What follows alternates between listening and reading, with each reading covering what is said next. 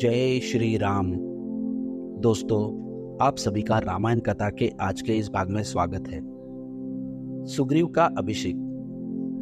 वाली के अंतिम संस्कार से निवृत्त हो जाने के पश्चात हनुमान ने हाथ जोड़कर श्री रामचंद्र जी से निवेदन किया, हे ककुत्स नंदन, वानर राज सुग्रीव को आपकी कृपा से उनके पूर्वजों का राज्य पुनः प्राप्त हो गया है।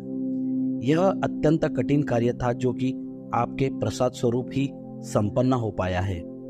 अब आप कृपा करके उनका राज तिलक कर अंगद को युवराज पर प्रदान करें। हनुमान की प्रार्थना सुनकर राम बोले, हनुमान सौम्य, मैं पिता की आज्ञा का पालन करते हुए वन में निवास कर रहा हूँ। अतः 14 वर्ष की अवधि पूर्ण होने के पूर्व किसी नगर अथवा ग्राम में जाना मेरे लिए उचित नहीं है। अतएव तुम लोग सुग्रीव के साथ नगर में जाकर राजाभिषेक की प्रक्रिया पूर्ण करो। फिर राम ने सुग्रीव से कहा, हे मित्र, तुम लौकिक और शास्त्रीय व्यवहार के ज्ञाता हो, नीतिवान, लोक व्यवहार कुशल हो, इसलिए अपने भतीजे अंगद को युवराज का पद प्रदान करो। वह तुम्हारे ज्येष्ठ भ्राता का पुत्र ही नहीं, पराक्रमी और वीर भी है। कुछ दिन तुम लोग राज्य में रहकर शासन व्यवस्था को सुव्यवस्थित करो और प्रजा की भलाई में मन लगाओ। श्रावण का महीना आ गया है और वर्षा की ऋतु का आरंभ हो चुका है। अतः 4 मास तक सीता की खोज संभव नहीं है। वर्षा की समाप्ति पर जानकी की खोज कराना। मैं इस अवधि में लक्ष्मण सहित इसी पर्वत पर निवास करूंगा।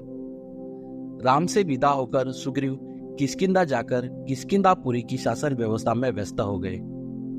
इस अंतराल में राम लक्ष्मण के साथ प्रस्थवन पर्वत पर निवास करने लगे।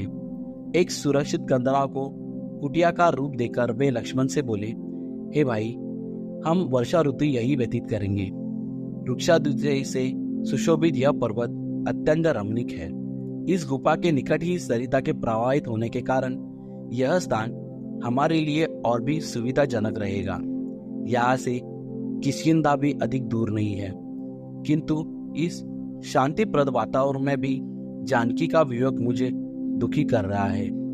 उसके बिना मेरे हृदय में भयंकर पीड़ा होती है।